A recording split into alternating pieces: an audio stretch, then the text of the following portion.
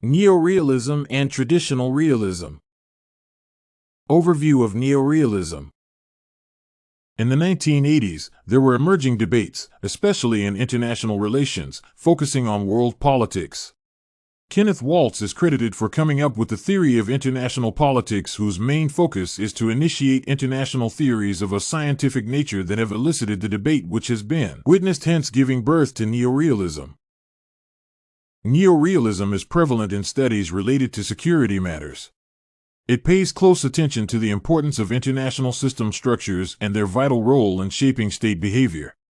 There are some differences between neorealism and the earlier strains of realist thinking. Differences between neorealism and traditional realism. The first difference between neorealism and traditional realism is that traditional realism looks at the behavior of the state as being determined by the facet of self-interest. On the other hand, neorealism argues that the structure directs a state's conduct or behavior. In most cases, the structure of a political system is expressed in terms of the principles used by the organization. In such a structure, individual states have the same survival interests in the end. The other principle that defines the structure of an international system is the ability of the units to follow their interests. Some differences exist where individuals with high capability become the leaders, creating challenges that the rest have to contend with. Traditional realism argues that this unequal distribution results in a balanced power behavior for the state. Neorealism and traditional realism do not view power the same way, which brings about the second difference between the two. According to traditional realists, power was looked at as the means as well as the end. To them, state behavior was deemed rational and comprised of amassing the most power one could amass. However, in neorealism, power is more than just having a wealth of resources and using the resources later to gain tutelage over other nations. The third difference between neorealism and traditional realism is based on how both treat and react to anarchy. According to traditional realists, anarchy is a characteristic of systems, and how nations react is determined by the values held by leaders. On the other hand, neorealists say that the system is defined by anarchy, and the reaction of states to anarchy is dependent on the state's power and capability. Weaknesses of neorealism. Neorealism has been criticized by a number of scholars due to its weaknesses. This theory has been criticized for its inability to make a difference between places and times, which has resulted in numerous flaws in the theory. Neorealism looks down upon the changes that exist in the magnitude of interactions among systems.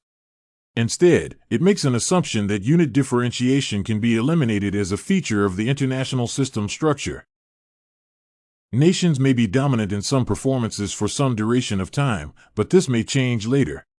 In the end, concepts such as territoriality may re-emerge to portray generative changes.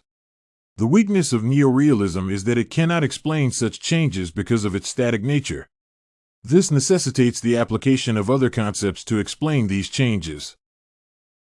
Another weakness of neorealism is that, though some of its tenets, such as its assumption of rationality among states, it still has some contradictory concepts. For instance, the idea of states seizing maximum power and power balancing has never been obvious. This is because states whose endeavor is to preserve themselves have no business maximizing their power when they are not facing anything dangerous. Neorealism is therefore weak in explaining change, and more so where the change emanates from states' domestic structures. Strengths of neorealism. One of neorealism's strengths is that it does not use human nature as an explanation for the prevalence of conflict. Instead, the theory relies on the international system's state structure. States get into conflict not because of human nature but because the environment provides a suitable avenue for conflict. The existence of states is characterized by anarchy, which occasions a state of uncertainty in security matters. Neorealism has a close semblance to the theory of natural selection advanced by Darwin. Most states are interested in security as opposed to glory and power, since the ultimate goal is survival. Neorealism is an important theory because it puts states in a wider perspective and gives details of the structure's advantages and disadvantages. This makes it possible to predict the behavior expected of states. Human nature is put aside in neorealism, and instead, what takes center stage is the emphasis on the impersonal state being the most critical in world affairs. The other strength of neorealism is that it is systemic. This is because the theory can make predictions and explanations for behavior without having to consider first-image or even second-image variables.